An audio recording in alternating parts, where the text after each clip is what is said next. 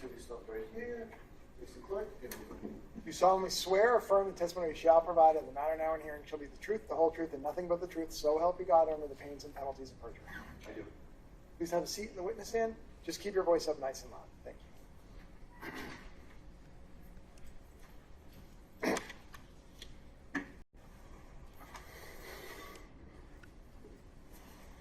May I, Your Honor? You may proceed. Thank you, Your Honor. Sir, could you state your name and please spell us your last name? Harrison Schmidt, Schmidt. And where do you work, sir? Cohasset Police Department. And how long have you worked there? 13 years. What is your current rank there? Sergeant. When did you become a sergeant? Early January 2023. What was your rank as of January 4th, 2023? Detective. With the Cohasset Police Department, how many officers are on that PD? About 22.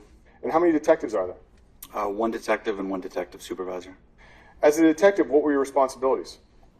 General investigations. And in addition to being a detective at Cohasset Police Department, were you affiliated with any other law enforcement agencies? I'm a member of the Metrolec SWAT team. And can you describe for us what Metrolec is, sir? It's a consortium of departments that share resources and personnel to form specialized teams. And within the SWAT team, do they have any function as far as searches? They do. They have a search and rescue team. And what involvement do you have with that? If they need searchers, they will pull from the SWAT team. And, sir, how many fatal investigations have you worked? Dozens. And how many missing person cases have you worked? Just over a dozen, probably. And have you been able to locate all of those people? No. How many of those people have been deceased when you've done an investigation? Several. And what were some of the reasons for why they were deceased? Medical issues, suicide, exposure to the elements. Now, are you familiar with the investigation to the disappearance of Anna Walshe? Yes. And how are you familiar with that investigation? I was called in to assist patrol in a missing persons investigation. When was that? The 4th of January. About what time? 3 or 3:30. And when you say you were called in, where did you go as a result of being called in? I went to Cohasset Police Headquarters. And when you got to the Cohasset Police Headquarters, what did you do as far as trying to set up an interview with Mr. Walshe? I tried to coordinate an interview for that night. And were you able to? Yes. What time did you set up the interview for? 6 or 6:30 p.m. And why was it 3 hours after you got to the station? He had to get dinner for his children. Now, that afternoon, sir, did you do anything to try and locate Miss Walshe? Yes. What were you trying to do? I reviewed the reports I coordinated with the patrol officers that initially responded. I performed queries through law enforcement databases, and then I went to the residence. Now, I have just a few questions about that January 4th interview. At the January 4th interview with Mr. Walshe, what interaction did you have with him as far as him showing you his cell phone? He gave me a cell phone to look at. And what did he say? He said there was about a year of text messages with Anna Walshe that I could look at, and about 1,000 photographs. And did you look at the phone that night? I did. For about how long? 3 to 5 minutes. And that night, did you have the opportunity to make any observations of any of the cars at the family home? Yes. What car did you look at? There's a Volvo XC90. And did you get any permission to look at that car? Yes. And who'd you get the permission from? Mr. Walshe. And what did you notice about the Volvo? In the trunk, the trunk was lined with like plastic sheeting. And so were you able to open it at this point in time? Yes. Okay. Now, sir, fast forwarding to January 5th, which was a Thursday, what did you do to try and locate Miss Walshe that day? I did a lot that day. Let me just go back for a second. I apologize. There was I'll do this from time to time. There was a plastic sheet, you said, lining the rear area? Yes. Is that a trunk, or is it more like an open area in the rear of an SUV? The trunk area is a SUV with a hatch. Mm-hmm. So the trunk area, not the seating area. Okay, thanks. So not like a sedan, though? which would have a separate, distinct trunk, it has access to the seats. Correct. If the seats would fold down, you could go from the trunk into the back row. Okay. So I'll call it a traditional SUV configuration. Yes, yes, Your Honor. So I was asking you about January 5th and what you did to try and locate Ms. Walsh on the 5th. Could you explain to us some of the things you did that morning? I created and disseminated a missing persons bulletin. I began coordinating with friends and family. I checked for international travel and put a flag on her passport if she attempted to do international travel. I coordinated with taxi companies and rideshare and her employer. Now, was anything done to, as far as canine searches of the area around the Walsh home? Yes. Can you describe for me what was done? The Cohasset Police Canine and Handler searched the property. And the Walsh property, can you describe how it's situated in relation to the roadway? It's on Route 3A. It's a long driveway set back behind a used auto dealership. It's surrounded by woods. Maybe a quarter mile into the backyard is another neighborhood. And so it's woods between those two neighborhoods. Yes. Was anything recovered during the canine search? No. Now, did you have the opportunity, or did the Cohasset PD have the opportunity to enlist any other law enforcement agencies on the 5th? Yes. What was done? I reported to my supervisor, who requested additional resources from the State Police CPAC unit for Norfolk County. And when, if any, if ever, did any resources from the State Police Detectives Unit arrive at Cohasset PD? About 5 p.m. that Thursday. And who arrived from the State Police Detective Unit? Trooper DeChico and Sergeant Buchanan. And once they arrived, what did you do with these two troopers? I informed them of what was been done so far in the investigation, and we listened to the audio recording from the first interview. After having this opportunity to review all this information with these officers, what, if anything, what was done at this point in time in the investigation? We went to the residence. Who went to the residence? Myself, Detective Lieutenant Lopes, Sergeant Hunt, Trooper DeChico, and Sergeant Buchanan. And about what time did you go to the residence? 8 p.m. Did you do anything as far as contacting Mr. Walsh before you arrived at the residence? I don't recall. When you arrived at the residence, who was there? Mr. Walsh was, his 3 children, and his mother. Was anyone leaving the residence at this hour? The nanny, Robin Howe, was leaving. When you got to the residence, did you have the opportunity to conduct any further interviews? Yes. Who did you have the interview with? Mr. Walsh. Where did the interview take place? In the dining room and kitchen area. And can you describe the kitchen dining room area? Open concept. If you walk into that portion of the house, dining room's on the left, kitchen's on the right. There's a large dining room table. There's window bench seating on one side and chairs on the other sides. Where'd you sit? I believe the window bench seat. And did anyone else from law enforcement participate with the interview with you and Mr. Walsh? Yes, Trooper DeChico. And where was Sergeant Hunt? Sergeant Hunt was also present. And I take it you're all at the dining room table? Yes. So you had mentioned that Detective Lieutenant Lopes and Sergeant Buchanan also arrived there that night? Correct. Where did they go? They went on the other side of the staircase is a TV living room area, and they spoke with Mr. Walsh's mother. Could you hear them talking to Mr. Walsh's mother? Yes. And during that interview, did the defendant have any access to his children? Yes, they were coming in and out of the interview. Did the children give you anything that night? They gave me a piece of art. Now, have you had the opportunity to review the transcript from that interview? Yes. And have you had the opportunity to listen to the audio of that interview? Yes. Does the audio fairly and accurately record that interview? It does, however, there is background noise. And in regards to the transcript, is there anything missing as far as the how compared to the audio? Yes. The background noise isn't included in the transcript. Is not or is? Excuse me, is not, Your Honor. Mm-hmm. How long did that interview go on for? About an hour. Did Mr. Walsh ask to take any breaks during that interview? No. What was his demeanor like during that interview? He was calm and cooperative. During that interview, what did he say that his normal contact would be with his wife, Anna Walsh, while she was working in Washington?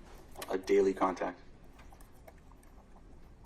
During the interview, did you have the opportunity to ask him whether or not Anna was contemplating suicide?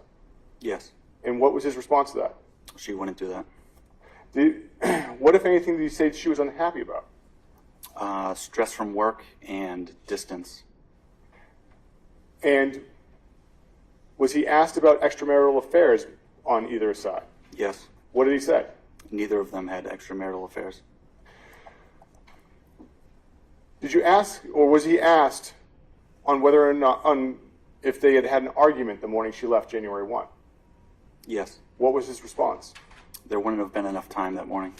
What do you say the biggest argument they had had recently was? She had a 2-week vacation scheduled, and instead of coming home, she was in Belgrade visiting her mother. Now, did he say what was causing stress in their relationship at this point in time? Yes. What was causing stress? The distance, being away from the children. And in addition to the distance, were there any other stressors in the relationship? Prior legal issues. So he told you that he had another criminal matter going on? Yes. What did he tell you as far as his last contact with his wife, Anna Walsh, was? He was in bed sleeping. This would be the morning of the 1st. She gave him a kiss goodbye, went downstairs to get dressed and leave for work. And did he tell you what his oldest child told him was his last contact with Anna Walsh? Yes. What did he say his oldest child told him? He said the oldest child was on the couch with an iPad, and Anna Walsh had come down, said goodbye to him, and then left in a vehicle. However, that car did not come up the driveway to the house. Now, during the interview, who asked to look through the defendant's phone? Trooper DeChico. What did he say? He asked to look through the contents and download the phone. Now, when he asked to look through the phone, what was the defendant's response? He said, "Let me get this straight. You want to download all the contents to my phone?" And what did Trooper DeChico say in response to that? Yes, all of the contents. And what concerns did the defendant have after Trooper DeChico said that? His prior legal issues. And did he say who he wanted to talk to about this? His attorney. And did he say how long it would take for him to get in touch with his attorney and get back to law enforcement about going through his phone? Yes, he would know likely the next day. And what did he say his desire was as far as having his phone downloaded? He said, "This is my intention and declaration." And to be clear, that was also including his desire to speak to his attorney and get permission first, or have a conversation with her, right? Yes. Did Trooper DeChico say why he wanted to look through the defendant's phone? Yes, we wanted to establish a permanent timeline and get a tone of Anna.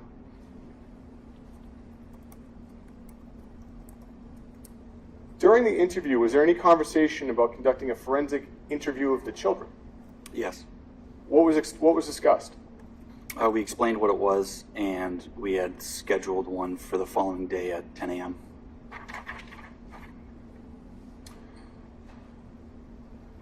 After the interview, what was done as far as searching the home? We got consent from Mr. Walsh to search the home. And when you got consent, what areas of the home did you check? The entire home. And what access did you have to the attic? We checked the attic. Did you find anything in the attic? Nothing of remark. And what, if anything, did you notice between the attic and the bedroom of Mr. Walsh? There was a hole in the drywall in the ceiling. Now, besides looking inside the home, did you have access to the pool? Yes. And what was done as far as looking at the pool that night? We used flashlights to look into the pool again. And you say again, did you have the opportunity to look at it the night before? Yes. Was anything ever recovered from the pool? No. And now, that night, did you have the opportunity to look into any of the vehicles again? Yes. Which vehicle? The Volvo XC90. And the Volvo XC90, who gave you permission to look into it? Mr. Walsh. And what was noticed as far as anything inside the, what did you notice about the Volvo that night on the 5th? Inside was a receipt from Lowe's dated the 4th, and there was a cell phone. Did Mr. Walsh tell you who the phone belonged to? His oldest son. After having the opportunity, well, in addition to looking at the house, looking outside the house, did you go to anywhere else as far as at that address to look around for Miss Walsh? We checked the trash barrels that line the driveway. Did you find anything in the trash barrels? No. After doing all that, where did you go? Back to Cohasset Police Headquarters. What did you do back at Cohasset Police Headquarters? We attempted to contact financial institutions that might have recent activity. And about what time do you think you got back to Cohasset PD? Approximately 10:30 p.m. maybe. So now on January 6th, Friday, what happened to the forensic interview of the children? It was canceled. And what was done by state police to bring in more resources? A large-scale search was started. We brought in command posts, the State Police Search and Rescue Team, the Metro Search and Rescue Team, and area detectives on mutual aid. Now, did anyone conduct a press conference on January 6th from your department? Yes. Who? Chief Quigley. And how do you characterize this case at the press conference? A missing persons investigation. On January 6th, did you have the opportunity to speak to anyone who saw Anna Walsh and Brian Walsh on December 31st? Yes. Who'd you speak to? Jem Mutlu. And What's the last name? Mutlu, Your Honor. can you spell it? Mutlu. And where did this conversation occur? Cohasset Police Headquarters. And who was with you for this conversation? Trooper Chico. During this conversation, what did he tell you as far as his relationship to Anna Walsh? Previous co-worker and friend. And what time did he get to the, does he believe he got to the Walsh home that night on New Year's Eve?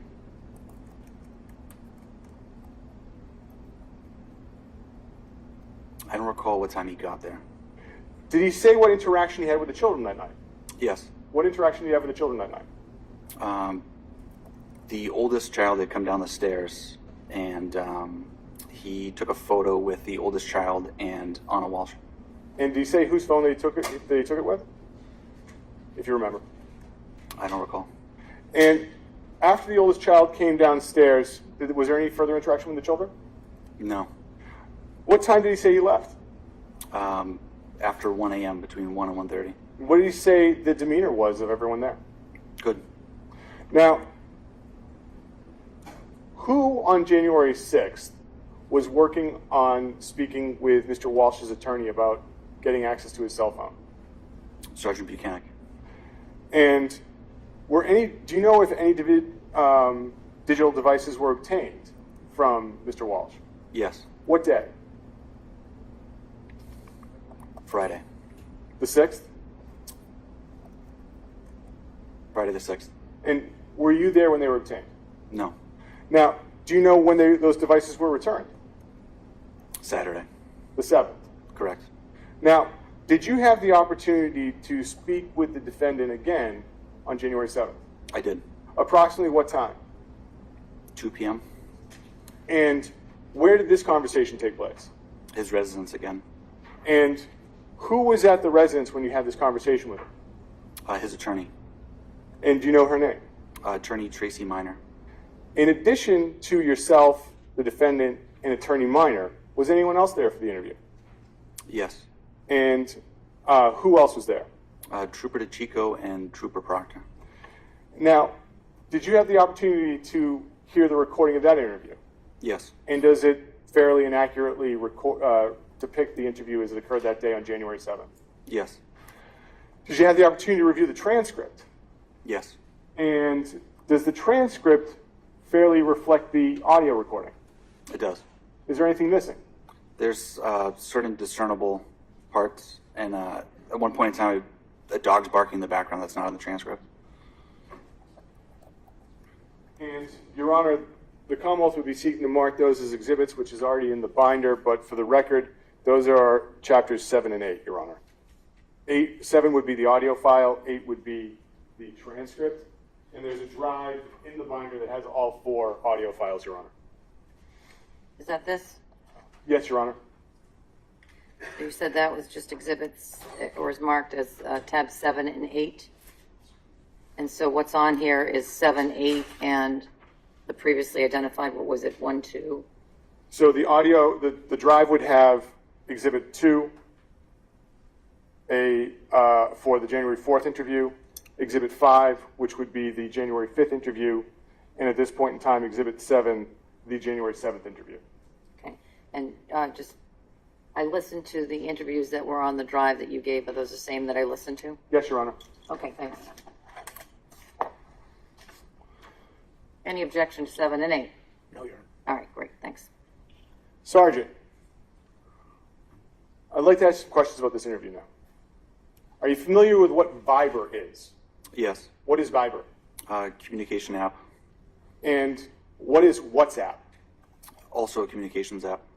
What did the defendant say that Ms. Walsh had as far as access to Viber and WhatsApp? She would use those apps. And are you familiar with Instagram? Yes. And what is Instagram? Social media platform. And what access did the defendant say that Ms. Walsh had to Instagram? She would use them. I imagine Facebook is something similar to Instagram? Yes. And what access did he say she had to Facebook? She would use Facebook. What access did the defendant have to Ms. Walsh's passwords when you were talking to him? They shared some financial passwords. And what access did she have to, well, first off, what is Venmo? Venmo's an app that you can transfer money to and from. And what access did she say that she had to Venmo? She has Venmo. Now, in addition to these applications, what did he tell you as far as financial institutions she would use? They would use Apple Credit Union, Liberty Bay, Fidelity, Chase, and a JetBlue credit card. And how would she conduct her finances? Online banking. During the interview, at any point in time, did attorney minor interrupt the defendant? Yes. And what did she say when she interrupted him? Don't talk about our communications. Now, did the defendant tell you how he would obtain permission to leave the home when dealing with federal authorities? Through email. And what would he do as far as contacting them via email? What would he ask? There was a scheduled time, and requests need to be made 72 hours out. And if there's an emergency request would have to be through email. And did he say anything as far as your ability to review those emails? Yes. What did he say? He said we could review those emails. And what did attorney minor say at this point in time? We could review those emails. Now, what did the defendant tell you as far as his whereabouts on January 1st, 2023? He was home. And did he leave the home at any time? Yes. Where did he go? He went to Shaw's to get orange juice and milk. And once he went to Shaw's and got those items, where did he go? He returned home. Did he leave the home again on January 1st? Yes. Where did he say he went? To visit his mother at 330 Paradise Road in Swampscott. Did he say what happened on his way to Swampscott?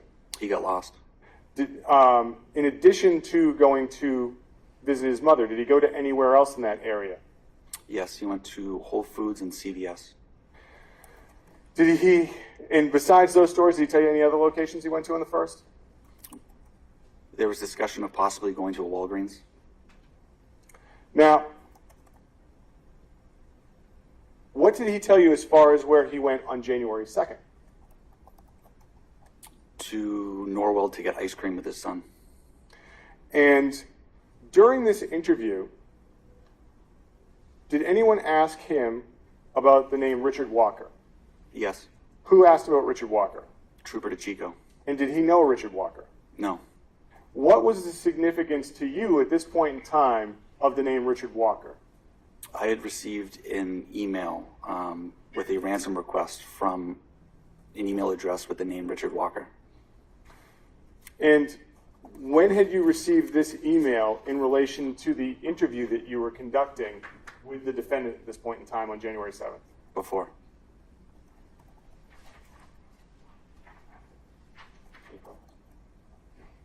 Your Honor, may I approach? Yes.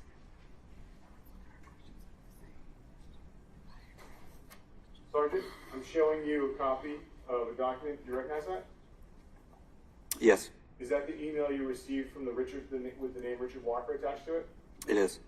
The Commonwealth would seek to have this marked as the next exhibit. It's in the binder, Your Honor, and before I try and admit it twice, it's Exhibit 9. Thank you. Any objection? No objection. Did you read the body of the email? We have the so named Anna Walsh with us here. We had a deal worth $127,000. She messed up. We have her here with us, and if she doesn't pay the money, then she'll never be back. And we know that the police and the FBI are involved. Good luck finding us. I'm going to have that back, sir.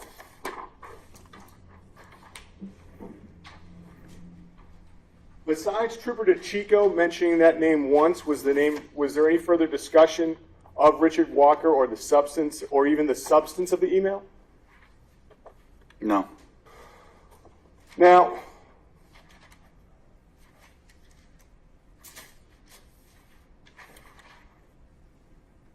what did the defendant tell you as far as Mrs. Walsh's use of Uber or Lyft? That she would use them Uber 1 and Lyft 2. As her preferences? Yes. While you were conducting the interview, did anyone arrive? Yes. Who arrived? Abdullah. And what happened once that gentleman arrived?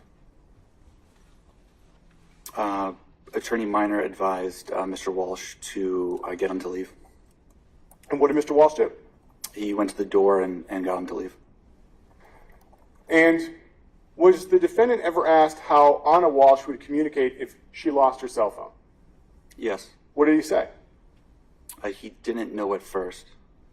And then did anyone ask him about using an iPad? Yes. And what did he say if Anna had lost her phone, how she would communicate using an iPad? He said that's right, she would use an iPad. Now, what did the defendant tell you as far as how Anna would communicate with JetBlue? He related they wouldn't have good luck calling, so she would use the chat function on the online website. And did Attorney Minor have any comments at this point in time about contacting JetBlue via the online chat function? Yes, she said that she uses JetBlue and uses the online website chat feature. And did the defendant have any questions for you at this point in time accessing this information? Yes, he asked if we had reviewed the JetBlue chatter. Now, was there ever a discussion of Anna Walsh making a brunch reservation for January 1st? Yes. And the defendant didn't have any knowledge of a brunch reservation at this point in time, correct? Yes. But did he say how she would have made that reservation if she was going to? Through the apps Resi or OpenTable.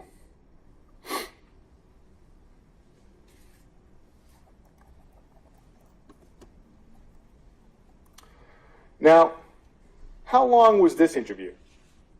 About 2 hours. And after that interview was over, what did you do? We checked the area for security footage to try and corroborate any vehicles coming or going. And so how do you do that? Neighborhood canvas. Now, were you ever informed about the contents of any of the digital devices on January 7th, that's Saturday? Yes. About what time were you informed? 6:30 p.m. And how were you informed? Phone call. From who? One of the CPAC troopers. Do you remember which one at this point in time? No. And what were you notified of? There was suspicious browser history. Now, this is January 7th. And now I want to ask you some questions about January 8th. Okay. On the morning of January 8th, did you have the opportunity to be present when a search warrant was executed in Cohasset?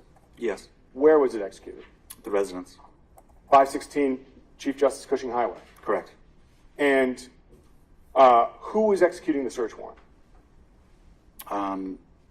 The CPAC unit with conjunction with the Cohasset Police. And who was home at the residence when the search warrant was executed? Mr. Walshe, the 3 children, and his mother. Now, when the warrant was executed, did anyone arrive to assist Mr. Walshe after the warrant was first served? Attorney Minor. About how long did it take for her to arrive? 15 minutes. And once Attorney Minor arrived, what was done with the family and Mr. Walshe? We moved car seats around so they could leave the premises with Attorney Minor. And did you ever have the opportunity to participate in a 4th interview of the defendant on that day, Sunday, January 8th? Yes. And where did that occur? Attorney Minor's residence in Scituate. And about what time did that occur? About 11 a.m. And who was present for that interview? Myself, Trooper DeChico, Trooper Proctor, Attorney Minor, and Mr. Walshe. And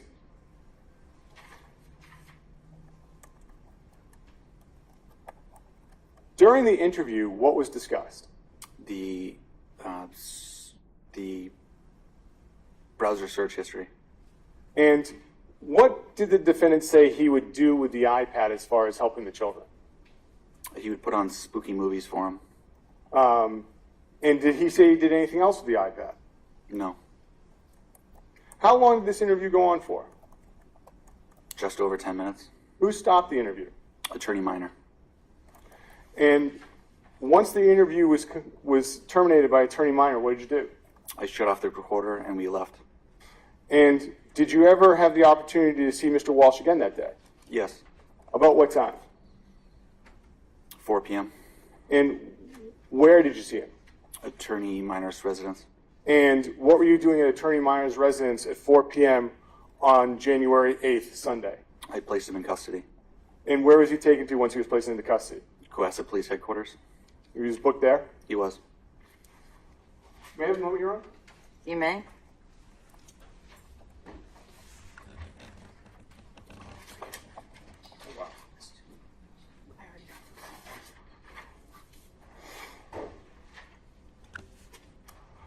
I'm going to go over a couple things that I may have missed.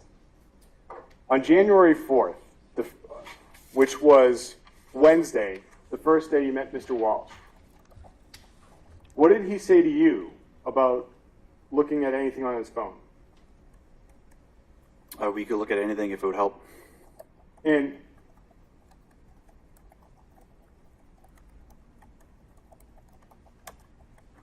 on the 5th, actually, I'll ask this in the 4th. Did he ever tell you what access Anna had of his phone on January 4th?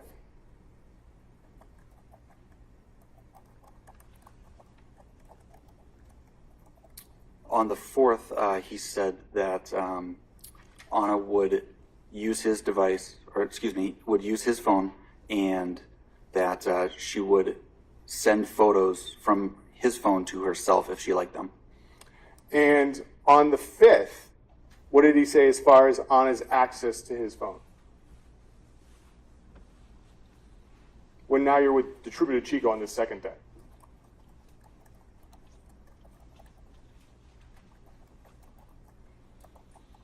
Is there a transcript portion that would refresh my memory? You're saying your memory is exhausted at this point in time? It is. All right. I think that we can, I'll come back to it and find that portion of the transcript. I'm going to ask you a couple other questions in the meantime.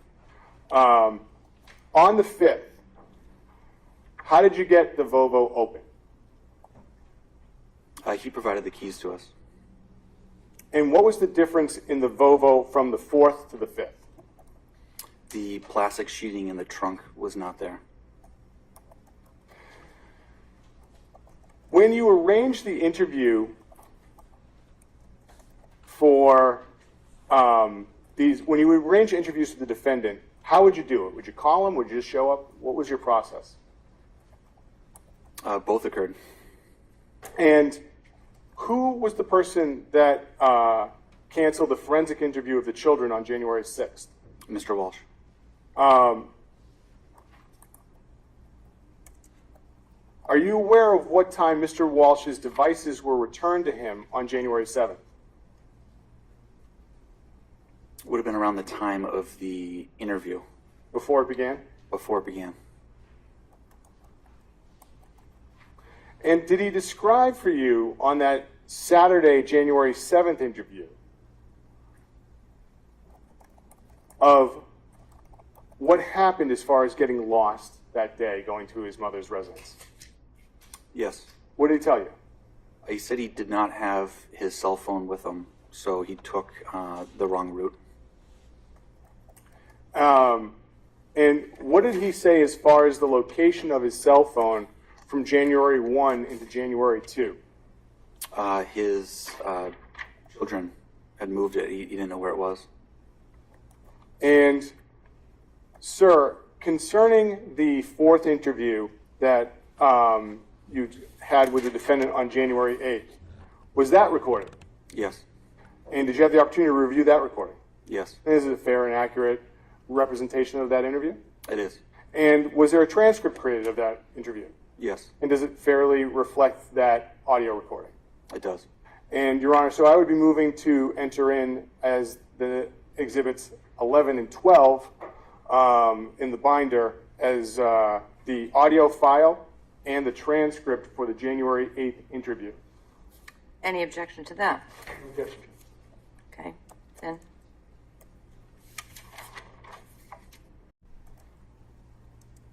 As far as the location of where people were seated on the January 4th and the January 5th interview, so we're talking about those first two, was there any difference as far as how, like, where people were?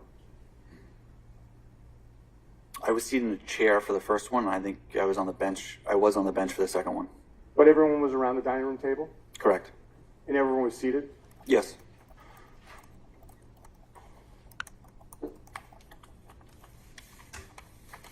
And one more moment, you're on. Oh, and apparently I've neglected to enter in one of the transcripts, Your Honor. I apologize. And the audio. So Exhibit 5 and 6, according to the binder. So I'm going to just ask the officer this for the record. Have you had the opportunity to review the audio from the January 5th, 2023 interview? Yes. And does it fairly and accurately reflect that interview? It does. And that transcript, have you seen that of that interview? Yes. And does it accurately reflect the audio of that interview? It does. And as far as any problem, is there anything missing in the transcript compared to the audio? For the 5th? Yes, sir. There was background noise. You could hear you could hear Mr. Walsh's mother speaking in the background, and Sergeant Buchanan. Ralph, I just want to make sure we don't have a glitch here. Yes, I appreciate that, Your Honor. I think I've Numbering. fouled things up. So I see in the binder that the has now been marked that Exhibit 4 is the transcript of the interview. What's marked as Exhibit 4 in this binder is the transcript of the interview of 1/7/23, and what's marked as Exhibit 5 is the transcript. And I think that the reason for that, Your Honor, is that the Something audio seems- files, Something's not right here. yes, I think the audio files take us out of order. Well, I just want to make sure, I mean, we were talking about Exhibit 5 and 6, and I happen to have the binder open, and so Yes. 6 is now the email from Mr. Walker. Yes. for Richard Walker. So I just want to make sure that I have the numbers appropriately, both in terms of what you're putting into evidence. We And I can think clean up the binder later, that's fine. Yes. And I think I know what happened, Your Honor. It's that I put them in an order that included the audio files, but the audio files aren't like a hard exhibit to label in the binder. So So it's skipping over numbers as a result of the audio files. all right, so I can work with counsel and clean it up. that'll be good. And so with that, though, I do believe at this point in time, thanks to co-counsel, that I've marked the transcripts and the audio files of the 4 interviews. Okay, So I do believe that they're in evidence. and there's no objection to any of those 4 interviews, There's the audio tape and the transcript? There is none. Thank you. So I have nothing further, Your Honor. All right, cross-examination. Good afternoon. Good afternoon. Were you present on January 6th of 2023 when devices were retrieved from Mr. Walsh? No. Were you present on January 7th of 2023 when the devices were returned to Mr. Walsh? Yes. When you talked on direct examination about this plastic sheet that was in the rear of the Volvo SUV, you were just asked a question a moment ago about how when you looked at the Volvo a second time on another day, the plastic sheet was missing. Correct. It's fair to say, and it's accurate to say, isn't it, that at that moment, Mr. Walsh was asked about the missing plastic sheet, and he pointed to the officers and said, "It's in the trash." Yes. Did you go and retrieve the plastic sheet in the trash? No. You've described, based on your review of the taped interviews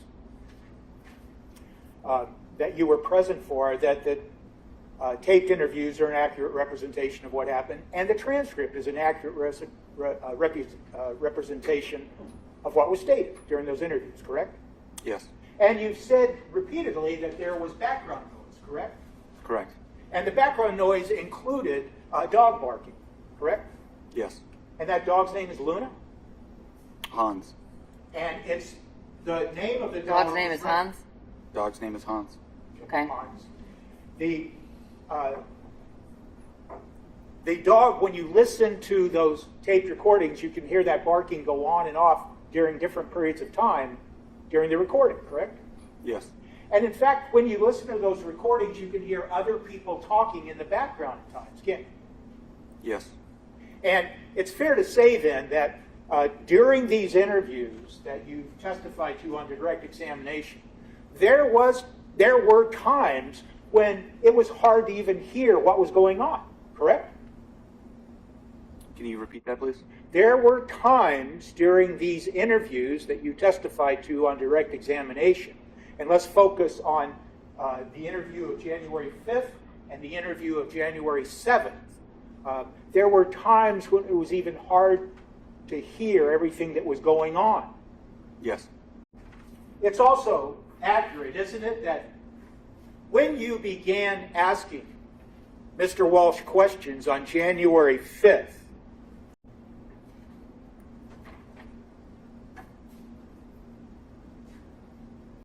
there is a statement that is made that people are very loud, made in the context of all this background noise. I'm sorry. I don't understand. Was that a question? But you said you reviewed the transcript, right? I do. I just And- don't understand the question. That, in fact, in the transcript, there's a specific reference to people being very loud. I don't recall.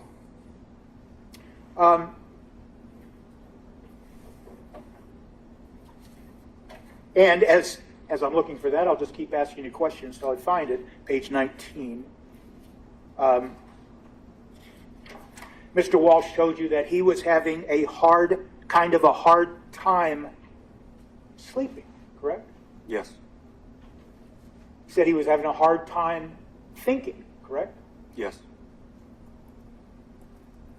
He told you that, and this is on January 5th, he told you, I didn't sleep well last night. Yes. He told you, hopefully he tried to get some sleep that night, January 5th.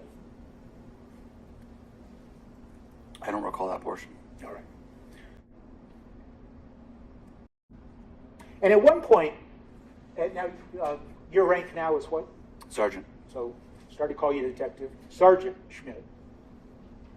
At one point at the beginning of this interview, you in fact stated that you were getting distracted.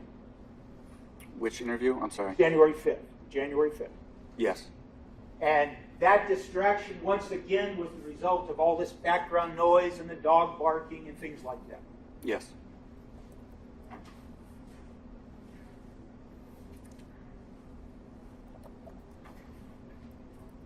I want to jump to this email that was introduced into evidence regarding Richard Walker.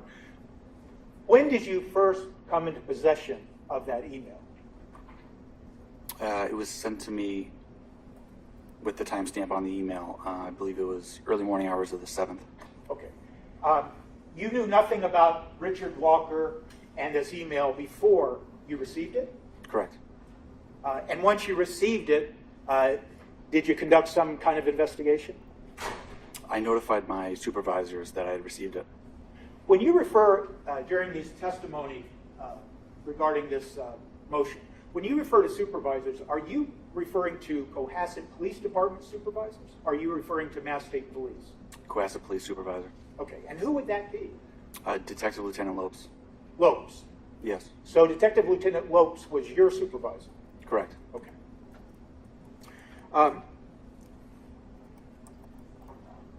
So did you talk to Mr. Walshe on January 5th and ask him questions then about this Richard Walker email? And I gather the answer is no, correct? What was On the date you January just- 5th. What was the date? January 5th. Okay. Not on the 5th. And you first asked him questions on January 7th, correct? Trooper DeChico did. Okay. Were you present? I was. And did you ask to look at his phone to see if he had any text messages or anything from Richard Walker? Not specific to Richard Walker. Okay. And that was the end of that conversation, basically, on January 7th regarding Richard Walker. Yes.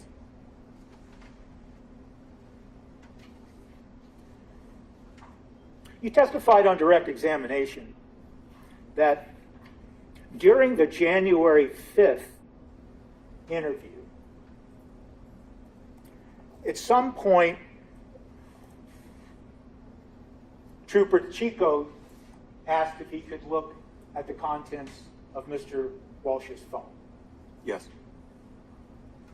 When he made that request, he being Trooper DeChico, he didn't make any other request at that time to look at any iPad, correct? Correct. And he didn't make any type of request to look at anything like a MacBook or anything of that sort, correct? Correct. And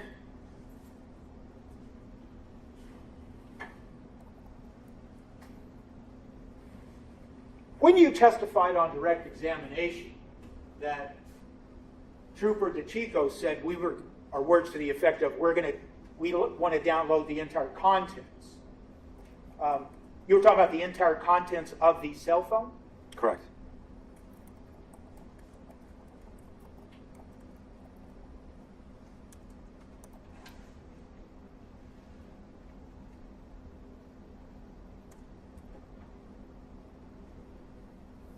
It was explained to Mr. Walsh, though, at that point, wasn't it, that what you were looking for, and when I say you, I'm talking about you and Trooper DeChico and people who were involved in this January 5th interview. You specifically told Mr. Walsh at that time that you wanted to look at information to try to understand Anna. Yes. And you specifically said in that same sentence, and when I apologize, Trooper DeChico specifically said, look through your phone and consent to us downloading your phone and seeing some of the communications between you and her, correct? Correct. And her meaning Anna Walsh. Yes. And then you referred to on direct examination to the use of tone. The Trooper DeChico said something about her tone, correct? Yes. Now, Sergeant Schmidt, fair to say, isn't it, that when Mr. Walsh is being told we want to look at the tone, I mean, what that references, isn't it, is to see if whatever communications you might find on the phone, if they were communications that showed some anger or some happiness or some argument or something like that, correct? Correct. And so you wanted to see if the communications that you were talking to Mr. Walsh about at that moment, if they indicated something like any arguing going on between the two, or in fact the opposite. If the communications that they were talking to Mr. Walsh about were affectionate and showed no signs of arguing. That's fair to say, isn't it? Yes.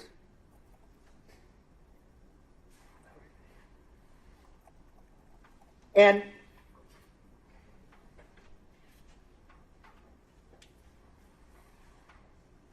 Trooper DeChico then went further and said, yeah, we want to look at things like if there are things that were sent and received on your phone, correct?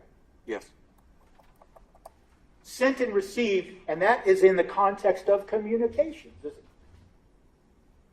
Yes. Now,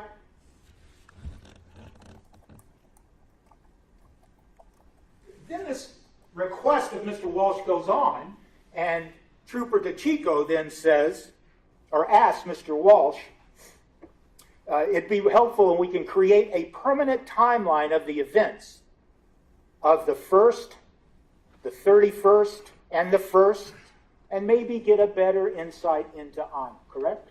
Yes.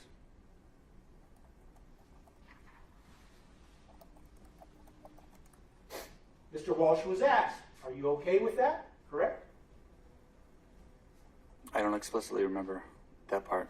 Do you remember Mr. Walsh saying anything of the sort like, just to be clear, you want to download everything on my phone? Yes. So it's fair to say that the first time Trooper DeChico mentioned downloading all the contents of the phone, Mr. Walsh began to ask questions about all the content? It's fair to say that, isn't it? Correct. At no time in this exchange that we just discussed in this cross-examination, this exchange that occurred on January 5th, when the subject was first brought up to look through Mr. Walsh's phone, there was no conversation or request to look at anything like location data, was there? No. You never said, and Trooper DeChico never asked if he could look at the phone contents for anything like search history or anything of the sort, correct? Correct. In fact, the only subject matter, the only characterization of the subject matter that Trooper DeChico talked about and asked Mr. Walsh about used the word communications, correct?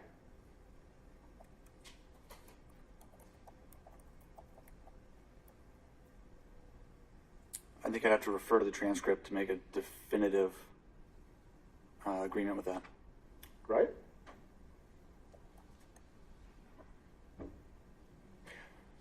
By the way, Judge, if I may, I apologize. I'd like to inquire if Trooper DeChico is in fact going to testify. I thought we were told he was, but I know today we weren't. Well, we'll get to the, I don't intend to call.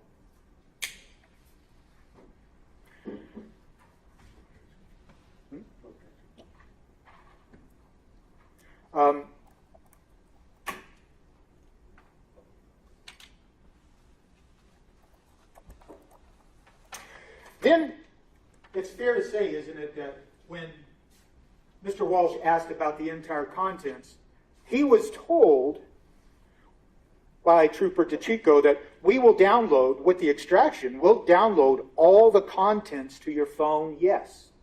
Right? Yes.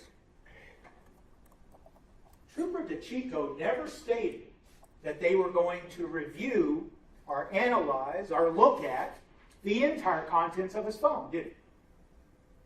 Correct.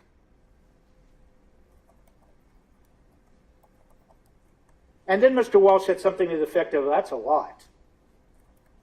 Yes. And then, it's fair to say, isn't it, that you said something to the effect of, well, what we're focusing on is, well, we're interested in, yes, it downloads everything. This is you talking. But what we're interested in is locating Anna and finding the information specifically in there that would help us do that. The Anna-specific content, correct? Yes.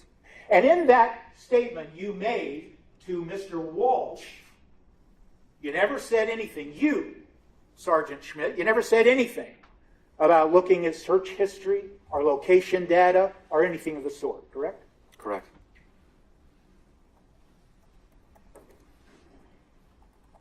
And Mr. Walsh then, once again, said something to the effect of, well, that's a huge amount of data. Yes.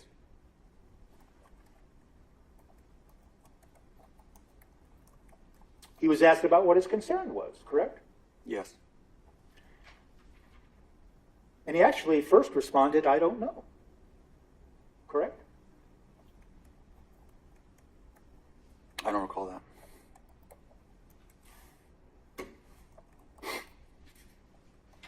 Do you recall him being asked, right?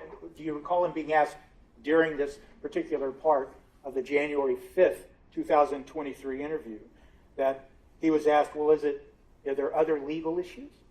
If you remember that. And if you don't, it's fine. Trooper DeChico did say that. He asked him that. He asked if it was the other legal issues. And do you recall what Mr. Walsh responded? In the affirmative. He said that's one of them, correct? And if you don't remember, I don't want to put words in your mouth. If you don't remember, that's fine. Correct. Yeah. Excuse me. I don't remember that exact exchange. Okay. May I approach, Your Honor? And I'm Yes. looking at Page 40, line 15.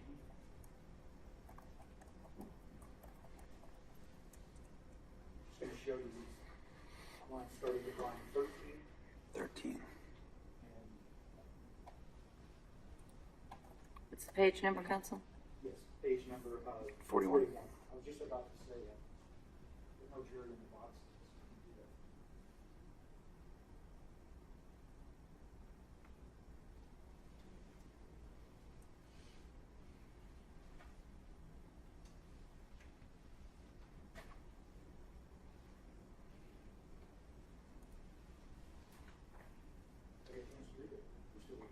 I'm still reading, sorry.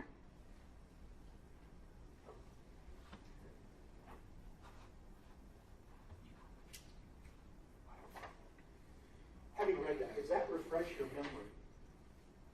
It does. And it refreshes your memory that at some point, Trooper DeGico said, in fact, is it your other legal issues? And Mr. Walsh said, that's one of them. Yes. And in fact, while Mr. Walsh said, I'm willing to do anything, that his only request was basically to talk, he wanted to first talk to Tracy Minor, correct? Correct. Was that the first time, Sergeant Schmidt, that you became aware of the fact that Mr. Walsh was represented by counsel? No. When did you first learn that he was represented by counsel? The interview on the 4th.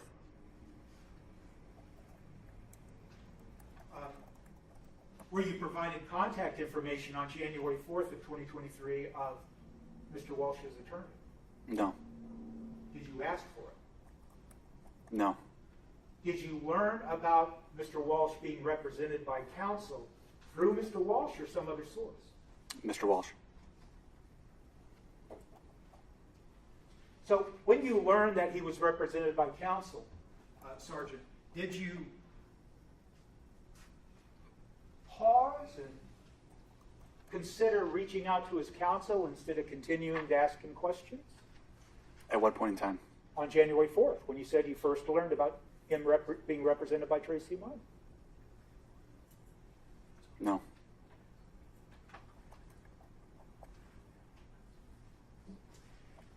But on January 5th, when he told you his only request would be because Tracy Minor called me today about what's going on, you asked him, who is that? Correct. And that was on January 5th. Correct. So even though you asked Mr. Walsh on January 5th, who is that, when he used the name Tracy Minor, you're telling us today that you learned about Tracy Minor representing Mr. Walsh on January 4th. No.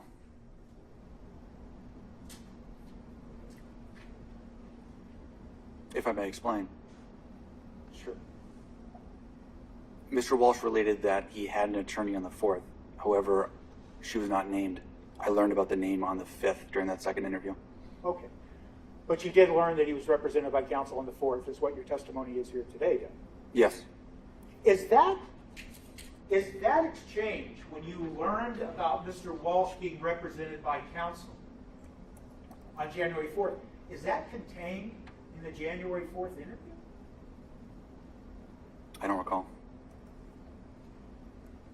Well, were there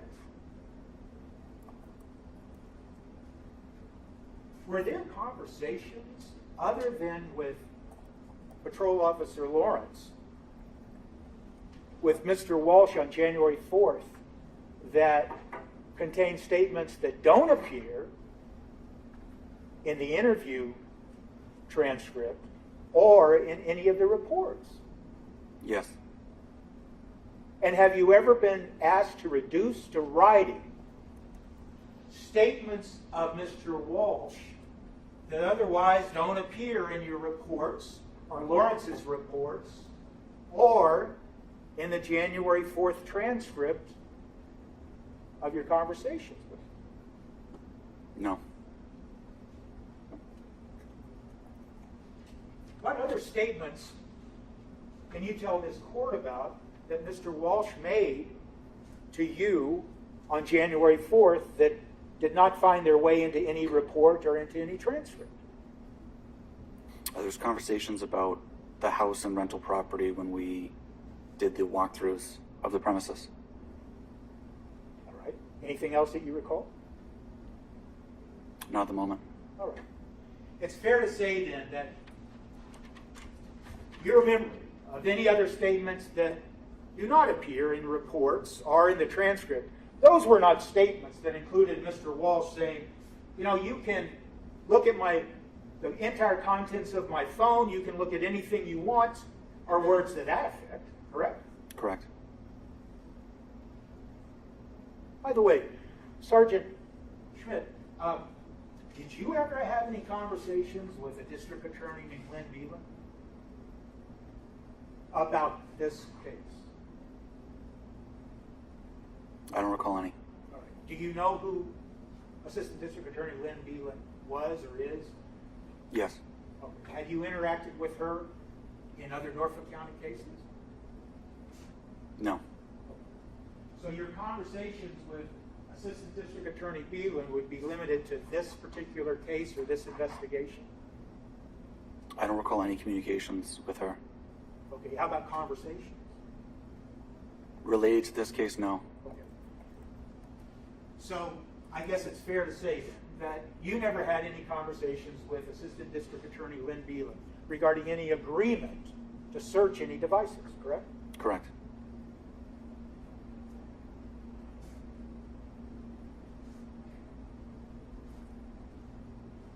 Now, Mr. Walsh made it very clear to you during this question and answer during the interview on January 5th that he wanted to talk and needed to talk to his attorney, Tracy Myers, correct?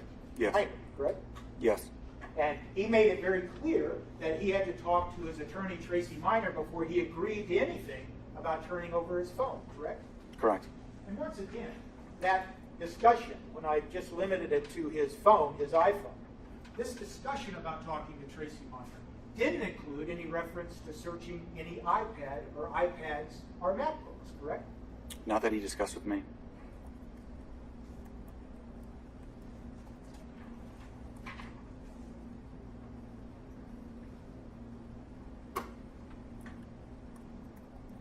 So, I'll return to the subject matter, but what I want to ask you, Sergeant Schmidt, is this. When you were there present with Trooper DeChico and you're interviewing Mr. Walsh on January 5th, and now you've already interviewed him earlier in the day before in the evening, as a police officer with training and experience, you would, in fact, be interested in looking at communications between Mr. Walsh and the missing spouse, correct? Yes. And it's fair to say, isn't it, that you'd also be interested in seeing, if you could, any communications that Mr. Walsh attempted to have with Anna Walsh after January 1st, correct? Yes. And you would be interested in looking for any communications of Anna Walsh attempting to contact her husband, Mr. Walsh, after January 1st, wouldn't you? Yes. And you would be interested, wouldn't you, in looking at communications that Mr. Walsh made to anyone after January 1st regarding the whereabouts of his wife, correct? Can you just describe that one more time? I'm sorry. You would be interested in looking at communications of Mr. Walsh trying to talk to others and inquiring about the whereabouts of his wife, Anna Walsh. Yes. And in fact, Mr. Walsh told you, didn't he, that he had first reached out to Anna Walsh and tried to text her when his phone was found, correct? Correct. Now, when you were asked questions on direct examination about this phone, his phone being lost, you are aware of the fact, aren't you, that the phone was found by one of his young children, correct? Correct. And in fact, it was found after this nanny, I think you referred to her as Robin, after she had searched trash barrels and things looking for that phone, correct? Yes. And one of the reasons they were looking in trash barrels is because that had happened before, correct? Correct. The kids or one or more of Mr. Walsh's children had taken his phone or Anna's phone and put it in a trash can and hid it, correct? Correct.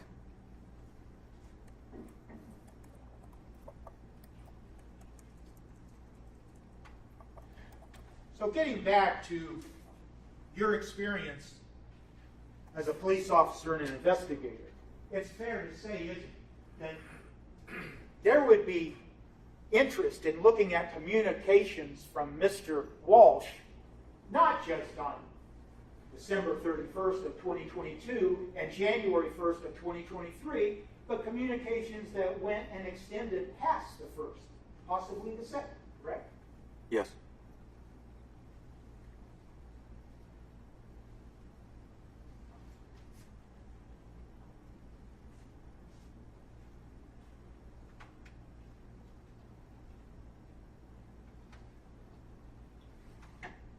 Now, returning now to the specifics of the January 5th interview.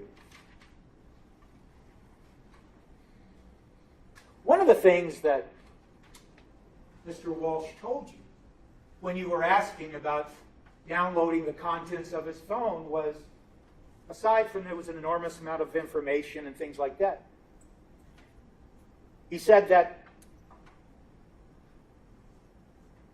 he needed to talk to Tracy Minor, his attorney, to see if she might say, can we just do the information that you're asking for, correct? Yes.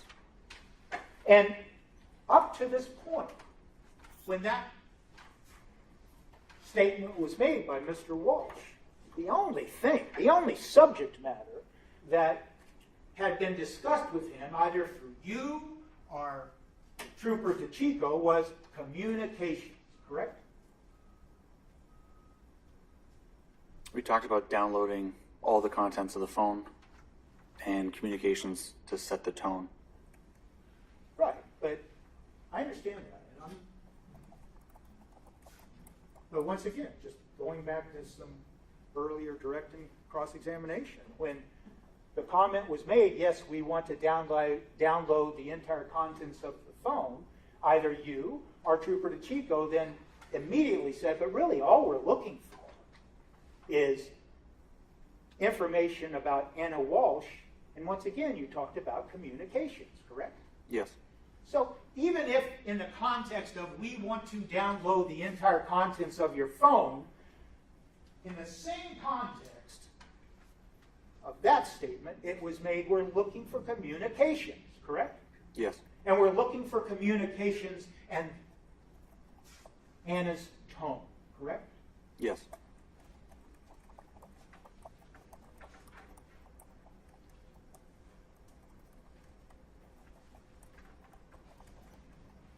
Now, was there some explanation to Mr.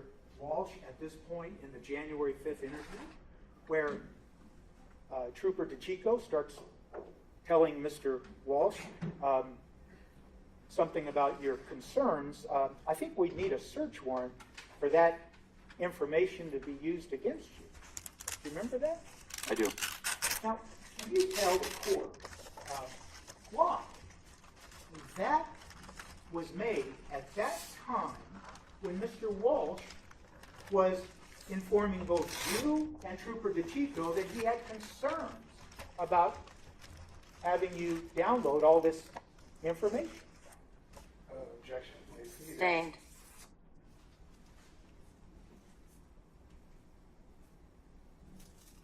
Well, were you trying to convince Mr. Walsh that whatever you found on the phone would not be used against him? No. Then what was the purpose of telling him that you would need to have a search warrant? Objection. Sustained. He didn't say it. The other guy did. He didn't say it. This witness didn't say it. How can he know what the other witness's intention was? Right? That's the objection. He didn't say it. He's hearing it just like everybody else. Unless I've got the facts wrong. He's not the speaker. You have to ask the speaker what his intention was. Okay, let me ask you. I understand. That's why I'm sustaining the objection. Next question. Let me ask you this. Do you know why Trooper DeChico at that moment in time made that comment about search warrants? No. Did you ever ask No. Trooper DeChico about that? I did not. Was it confusing to you? No. But you don't know why he asked it? Correct.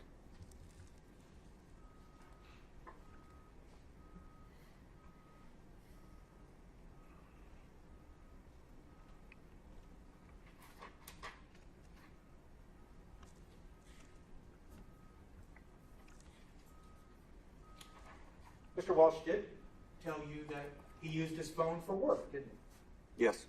And he did tell you words to the effect of he was concerned about how long you might have to have his phone, correct? Yes. And then he was informed that, oh, they have a mobile unit, maybe they can come out to your house, correct? Yes. And his response to that was great, wasn't it? Correct. So it's fair to say that Mr. Walsh was told that since he had concerns about how long they might have his phone, they could actually come out to his house and conduct the extraction at his home with a mobile unit, correct? Correct. And do you know, Sergeant Schmidt, if in fact they brought a mobile unit out to Mr. Walsh's home on January 6th? Not to my knowledge.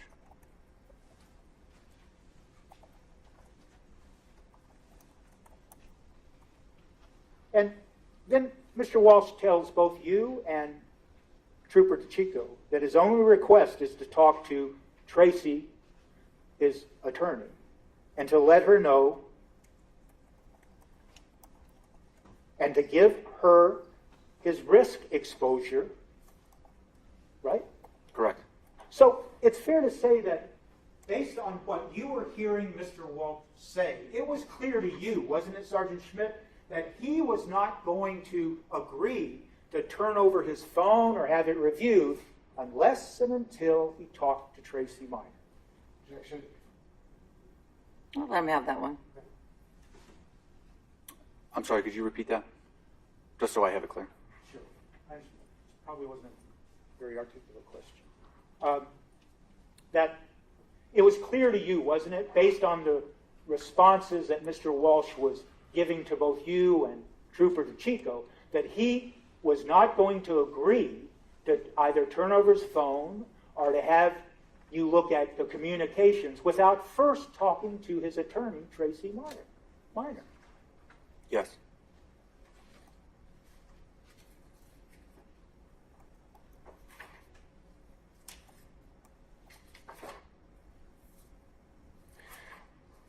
At this point in the January 5th interview, is it fair to say that you, Sergeant Schmidt, you begin to interject and say, just so you're aware, if any peace of mind, we don't have a crime. Yes, I did say that. And we're not investigating a crime. This is a missing person. Correct. Can you tell the court why you, Sergeant Schmidt, made those statements at that time to Mr. Walsh? It was the truth. And why was it? What was the significance to you of making those statements? He wasn't the subject of an investigation. We were there as a community caretaking function to assist in finding a missing person. All right. So, once again, Sergeant Schmidt, let me ask you this. Was that statement that you made to Mr. Walsh at that time, was that an effort to reassure him that what you found, if you found anything on the phone, that it couldn't be used against him without a search warrant? Was that you suggesting that to Mr. Walsh?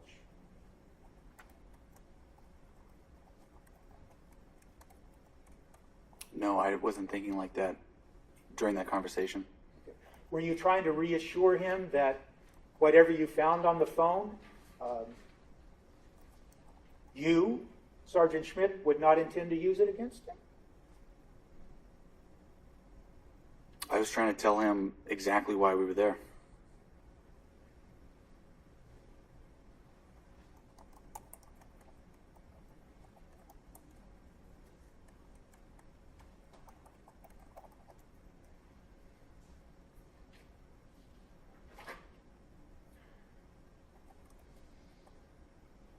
Now,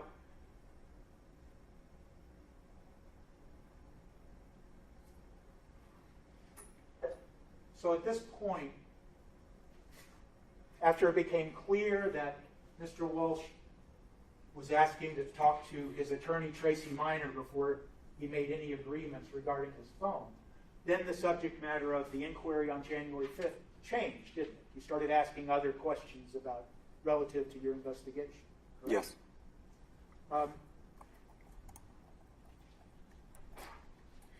It's fair to say that during this January 5th interview that you were present for, that you never asked Mr. Walsh anything about search histories or anything of the sort that might be on his phone, correct?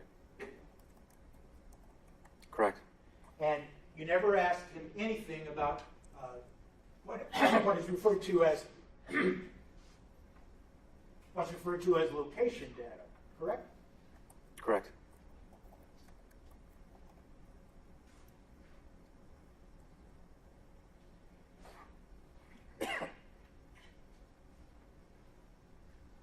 did you ever see? I just have a moment, Judge. We take a cough drop. Yeah, absolutely. Thank you. Sorry about that.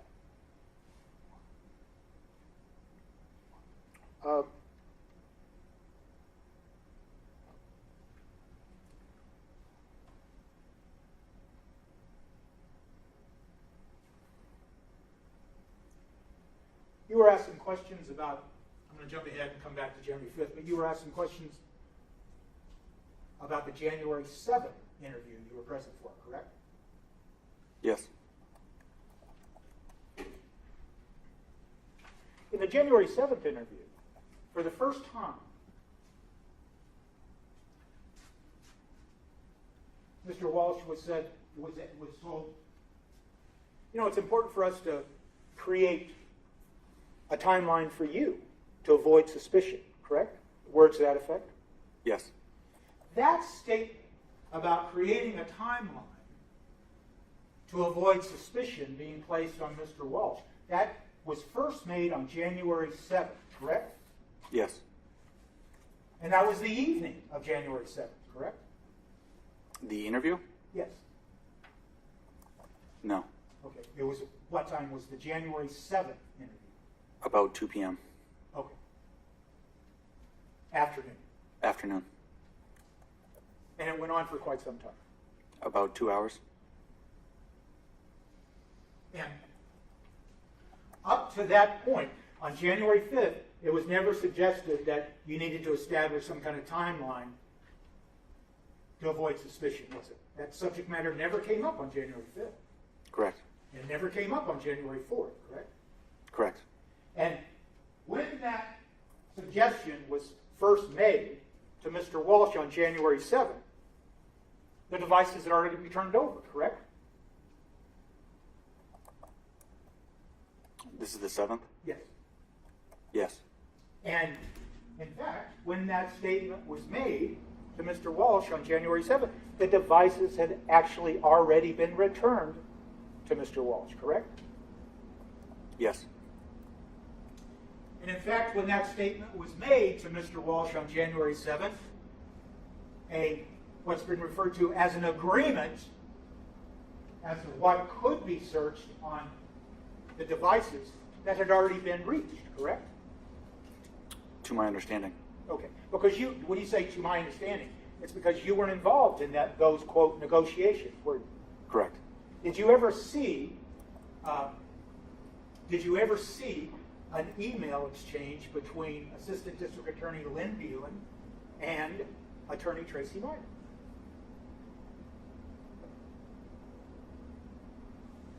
Not at the time. Not at the time. Not at the time. I may have seen it since, but not at the time. Okay, at the time, when you say not at the time, we're talking about up to at least January 7th of 2023. Correct. And so it's fair to say that, is it fair to say, Sergeant, that on January 7th, when that was made, that comment about coming up with a timeline to avoid suspicion, you have no idea, do you, if that subject matter was included in the so-called agreement, correct? Correct. All you know is that that subject matter of coming up with a timeline to avoid suspicion was first made and broached on January 7th, 2023. Yes.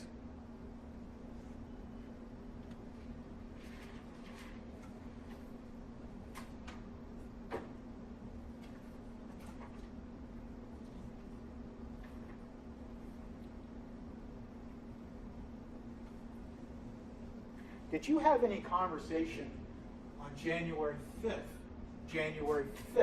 of 2023 about one of the children's iPads being broken or not working correct? On the 5th.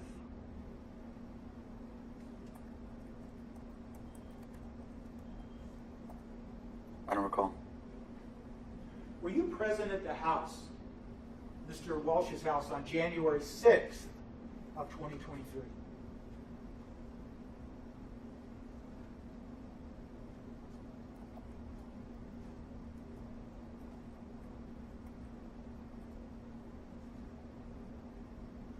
At the moment, I don't recall specifically being there Friday the 6th. You do or do not? I do not.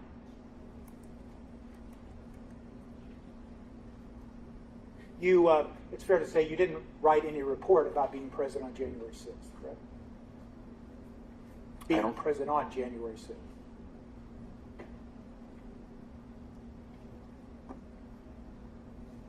I don't recall writing a report about being present on January 6th, the 5th. Excuse me, Friday the 6th. You didn't write a report. I don't remember writing a report about that. So is it fair to say that you weren't involved in all the searches that were going on January 6th at Mr. Walsh's home? I was. Oh, I see. So do you now remember being present on January 6th? I was involved in the searching at the command post down the street. Okay, but not at the home. Correct. Okay, that's fine.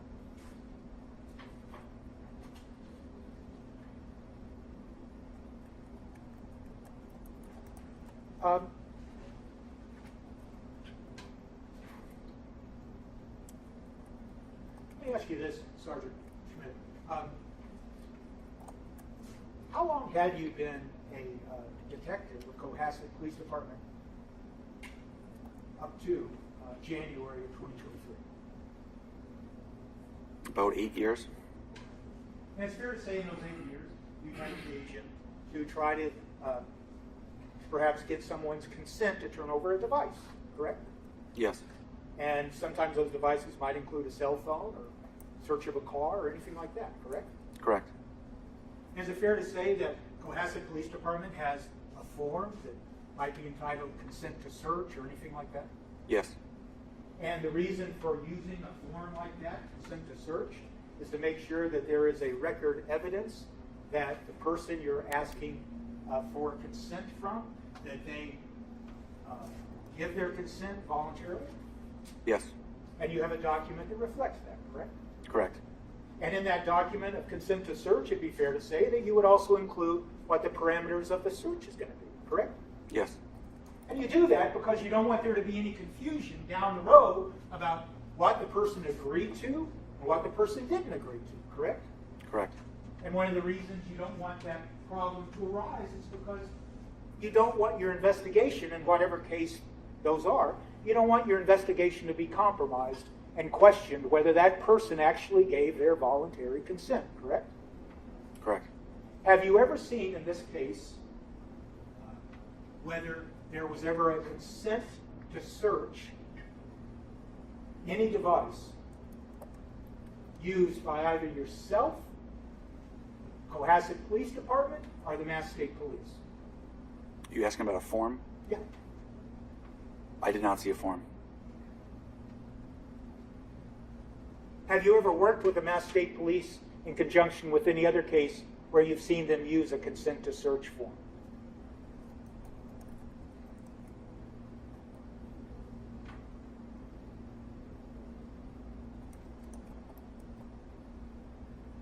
I don't recall a specific investigation. And specific to this case, though, and the consent to search, it's fair to say you didn't have any conversations with Attorney Tracy Minor. I don't know why I keep saying the name wrong. Tracy Minor, regarding Mr. Walsh consenting to any search. Correct.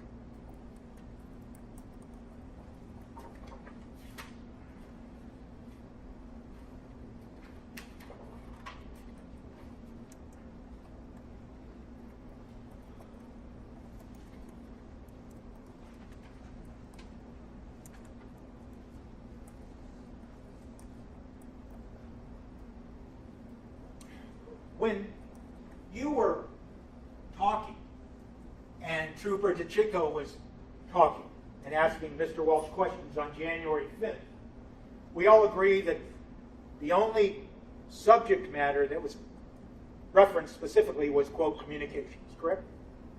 Yes. And when you use that word communication, you are in fact Is it fair to say you're talking about things like text messages Yes. and maybe voicemails, Yes. maybe emails? Yes. And you're really, when you use that word, communication, you're just using it in its common parlance, correct? Communication, discussions between one person and another person or persons, correct? I'd say that just the sharing of information is communication. Okay. Between two people. People. Okay.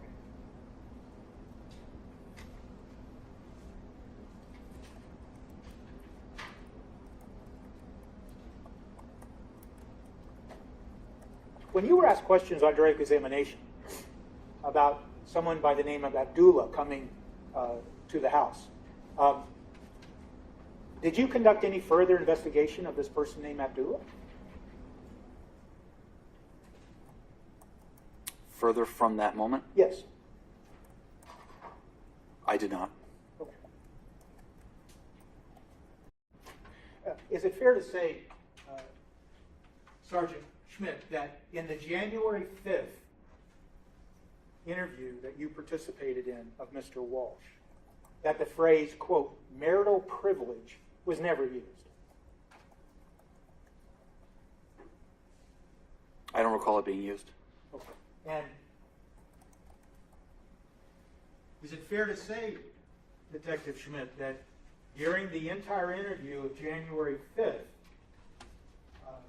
the only dates that were discussed in your presence during this interview was December 31st, January 1st, and in the days thereafter, words to that effect, correct? Do you recall, Sergeant Schmidt, if anything was referenced in that January 5th interview about looking at data back to December 25th of 2022?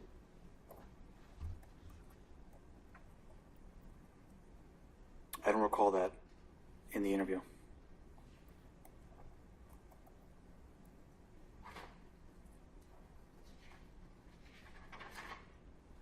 I just have a brief moment.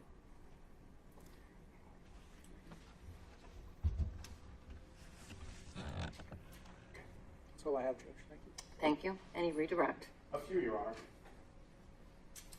What was done to investigate the Richard Walker email?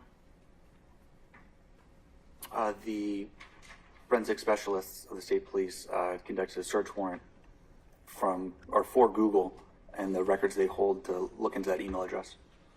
And the Richard Walker email, just to record, when did that come to you again? The morning of the 7th.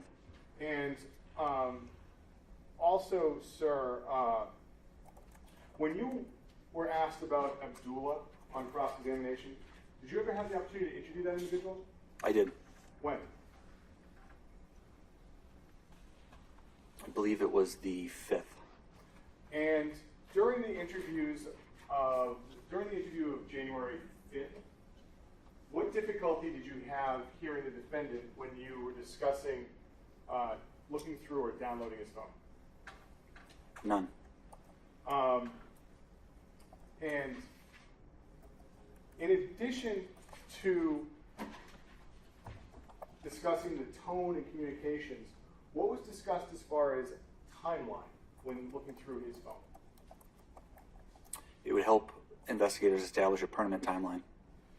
And, sir, you were asked questions about communications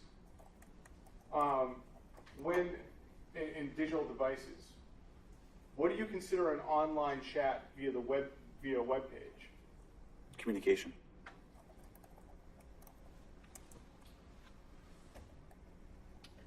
What did the defendant tell you as far as?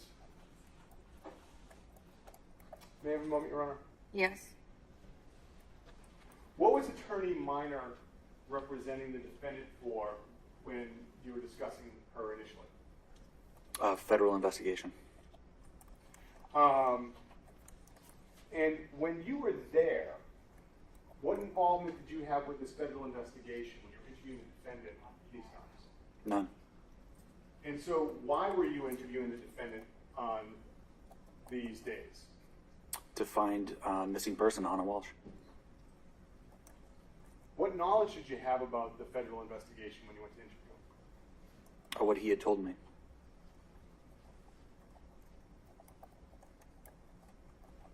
One more moment, Your Honor. Yes. Thank you, Your Honor.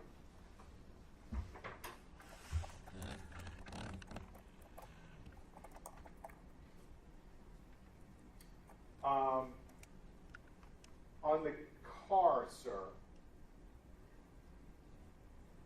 when you were asked about, you said it was in, the plastic sheet was in the trash. Did you see the plastic sheet? No. And what did you notice as far as any difference in the car when you looked at it? There were like vacuum, what I would assume were vacuum marks, like if you have the different swipes on the carpet. Nothing further, Your Honor. Any recross? Brief. You never used the word in the context of communications in asking Mr. Walsh questions, something about online chat and web page, did you? During the interview? Yes. No. What do you mean by that? I don't understand the question. You were asked just now on redirect if you considered communications, online chat, and web pages, and your answer was yes. Yes. What are you referring to? You'd be communicating and sharing information between people through an online chat function on a website. Okay.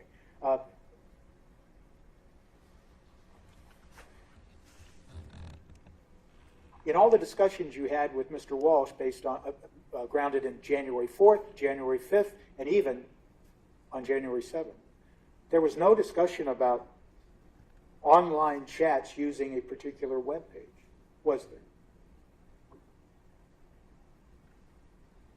Not a particular web page, but the JetBlue specifically. And you went to JetBlue. Did you go to JetBlue and talk to them about information relative to Anna Walsh? I did not. Do you know who did? Initially, patrol units had requested the state police assigned to Logan Airport to coordinate with JetBlue to see if there were any travel records. Okay. Isn't it fair to say then that with regard to specifically to any web chat, chat on a web page, that the Mass State Police learned that there was nothing communicated between Anna Walsh and JetBlue on or around December 31st, January 1st, or thereafter? Not that I'm aware of. That's all I have. All right. The witness may step down. Thank you. Thank you, Your Honor.